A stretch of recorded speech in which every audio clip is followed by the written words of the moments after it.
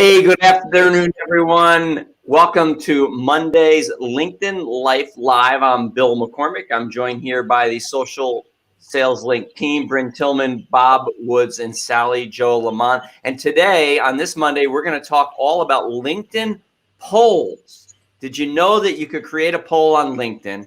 Well, you can, and Bryn's going to tell you all about this great feature. Thanks, Bill. I love this feature, especially for people that, number one, don't know what kind of content to share. And number two, really want to get engagement, but don't know where to begin. So a poll is so simple. If you are on your homepage and you click on start a post, at the bottom, there's create a poll. From there, you can ask a question. Now, why do I love this? Number one, you can get the insights from your buyers so you can figure out what it is that they care about and will help you to create other content later on. Also, in a way, it's a little discovery-ish. You have to be careful that it's not too salesy, but you really get to figure out what the priorities are of your network, which makes it so much easier to start a conversation around what matters to them specifically. So you can ask a question. For us, it could be a question something like, what is your number one challenge when trying to use LinkedIn for business development? My profile doesn't represent me well. I'm not doing a great job of engaging with content. I connect with a ton of people but never engage with them, or leveraging for client referrals, right? And then we can get an idea of what the number one challenge is or the number one priority is. Now, it's important that when you post it, that you just don't sit back and wait. When you post the poll, share it with specific people. There's a little send button at the bottom of every single piece of content on LinkedIn. Get it into the inbox of both your colleagues and your network and your prospects.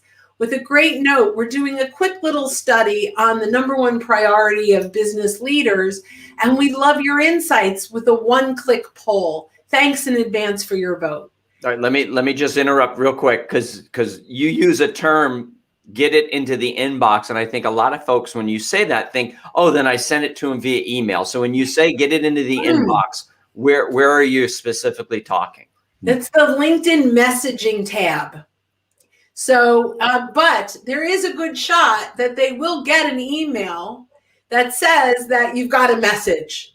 So you may get hit in two places, but when you click the little send paper airplane, and thanks for clarifying this, Bill, when you click that little airplane and you send a message, it's going into the messaging tab inside of LinkedIn.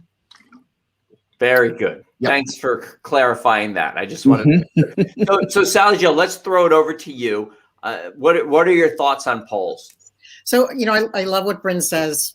Spot on. I'm going to take it even a step further. I would actually suggest that it actually can help you design your product or service better by listening to your community, by getting them to answer specific questions. What a great way to know what your future is going to look like, or what they hope your future is going to look like. So by finding out what's important to in your community, it may have you go back and rewrite or rework or tweak your offerings to make sure by the answers that they're giving you, make sure that you're giving them what they want. Yeah, and that's so very important. I talk about that a lot between the golden rule and the platinum rule, right? So the golden rule is do unto others as you would have done unto you. And that's great, except when it's not. It's great in my house if it has to do with something like the food that we eat. My wife likes chicken, I like chicken. So if I do unto her, that's great. But when it comes to peach ice cream, not so much. I love peach ice cream. My wife hates peach ice cream. So if I do the golden rule with her, she doesn't get what she wants. So the platinum rule is really where we want to live, especially when it comes to polls and creating content. Do unto others as they want to have done unto them. So it's so right that you can ask questions to find out, and Bryn started out by saying it. You can start out by asking questions of what it is that your clients want to know more about. Mhm. and not so much about what we want to write about, what we want to talk about, because, hey, I got all this knowledge, let me give it to you. Well, it's not really good if that's not what our clients or prospects want to hear. So Bob, you've got kind of a different take on polls, right? Yeah. So, well, I'd say adjacent more than different. One of the things that's really cool about polls is we've all been talking about how we as individuals can do polls. The really nice thing is that if your company, or if a brand within your company or whatever has its own LinkedIn page, what used to be called company pages and are now LinkedIn pages, that entity, however you want to put it, can run a poll as well. And that's really powerful, because not only do all of the comments come in through the company, as individuals, we can also share that poll and bring even more opinions in and find out more, as Bryn said, what people are thinking out there from several different audiences. And that multiplier then comes into effect with social. As you keep on sharing things and other people share things, you get even more and more comments and votes and everything coming in as well. Fantastic. Go ahead. I love that. One of the things I want to make just kind of aware is the person or the company, the admins of the company, are the only ones that can see who voted, right? So everyone can see, the percentages of votes, and they can see the number of votes, and they can see who's engaged and who's commented, but only the publisher of the poll gets to see who voted. So if it's an individual that puts it out, only I see it. One of the benefits to what Bob is talking about is, as a company, you can gather all of these insights from lots of different people inside of the organization, and they could get a huge pool of not just the percentages of voting, but exactly who voted. So I love that. That was great. So I'm going to put you on the hot seat, Bryn. And so somebody's done a poll, they've conducted a poll, they've got these hundreds of votes, and they've got all of these different people, and they can see who voted, how they voted. And by the way, can they only see how their connections voted, or is it whoever votes on the poll? So they get to see the full poll, right? So and who voted? You mean, so if I put out the poll, who do I see? Everyone that voted. If they are a connection, there's a little paper airplane that I can send a little direct message to them. I would love a connection button that said add a note next to the others, but they don't have that. So we can open them up in a new tab and connect with those folks if we want to. But you can message everyone. So that's wonderful. So now what do? I've got this poll. I've got all these people that replied. It's closed. I've got some statistics. Now what? What do I do? Well, so often when I'm sending it to them in a little note, I'll say, thanks in advance for your vote. I'll be happy to send you the results once the poll has closed. Yeah. And there are a few ways to do that. If you go back and you message them directly from there, it will actually share the results as a closed poll. You can also create a little pie graph with a little insights on each of those, and highlight, this is what you voted on, right? And these are some insights that can help you on that particular answer. You can give them all the answers in a little ebook. So you can only have 4 ways to vote, 4 options. So maybe you have an insight for each of those options. And when you send them the note, you're sending them the pie graph with the results and now insights around those options. And say, you voted on this, that's page 4. I think you'll get some great insights from that. Would love to hear your feedback.